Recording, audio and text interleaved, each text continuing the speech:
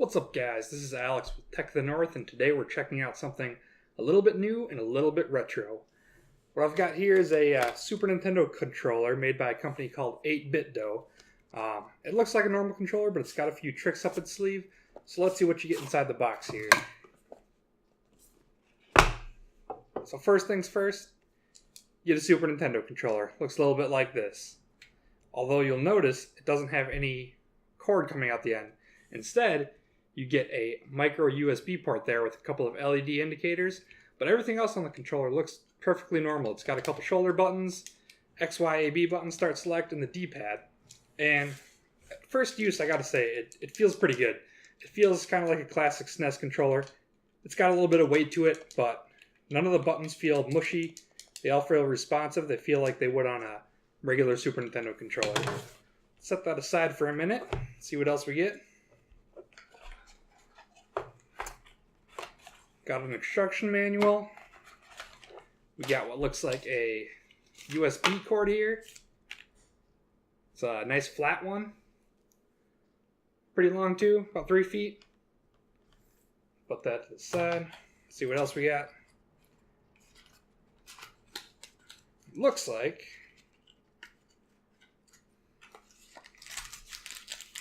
we've also got a keychain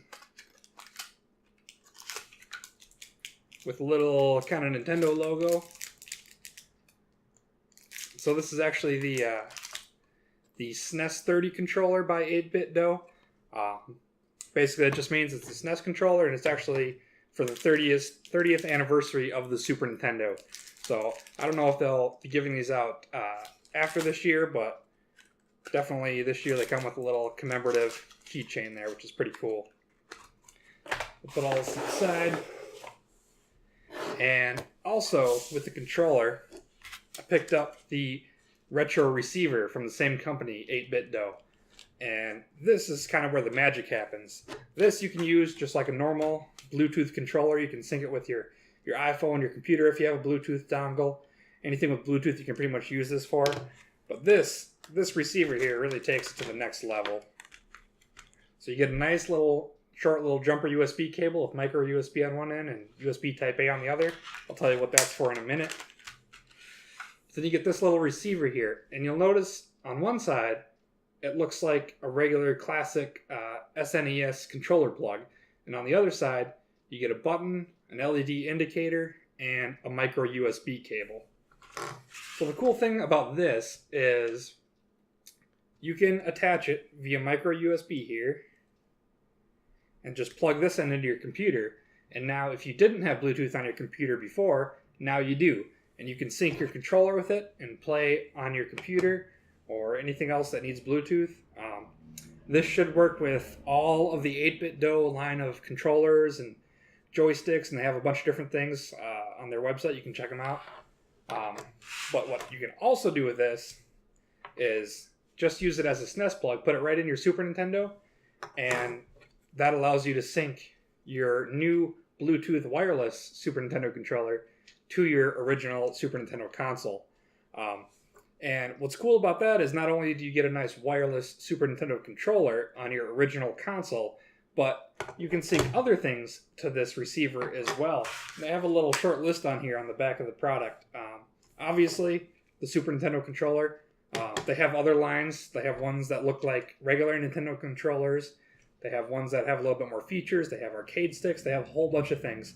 And you can sync all of them to this receiver. But not only 8bitdo controllers. You can also sync PS3, PS4, Wiimotes, Wii U Pro controllers. You can sync all of that to this and either use it on your computer, like I said, or you can use that on a Super Nintendo. So if you want to use your PS3 or PS4 controller on a Super Nintendo, you can absolutely do that, which is pretty cool. So after taking a little bit of a look at the instruction manual, there are a few different modes you can choose from when turning on the retro gamepad. There's joystick mode, which works for Windows and Android. Basically function as you would expect it to, like a joystick in your favorite emulation software. Mode 2 is a Bluetooth keyboard. That works with iOS, Android, and Windows. Kind of self-explanatory. Mode 3 is for iCade, which works with Android or iOS. and that's more for mobile games. Mode 4 is an emulator touchscreen mode, which is only for Android, and you have to be rooted. And then mode 5 is as a USB joystick that only works for Windows, which is where you can directly connect a cord to the micro USB directly to your computer, and then it will be recognized as a joystick and also charge your device at the same time. There's a variety of ways to get into these modes. It kind of tells you all in the instruction manual, but what I'm curious about is how it performs on a actual Super Nintendo system. So I'm going to get this booted up here, and we're going to see how it performs on the actual retro console itself. All right, so here we are. The pairing process was pretty simple. I turned on the Super Nintendo. The pairing light started flashing. You hold start to turn it on into regular joystick mode, and hold the pairing button on the receiver, and that's pretty much it. It's paired after that. So I'm going to try it on a platformer here, Super Mario World. This is a game kind of where you want the tightest controls, so we'll really be able to see if it performs as well as a wired controller that you would expect. So let's jump right in quick.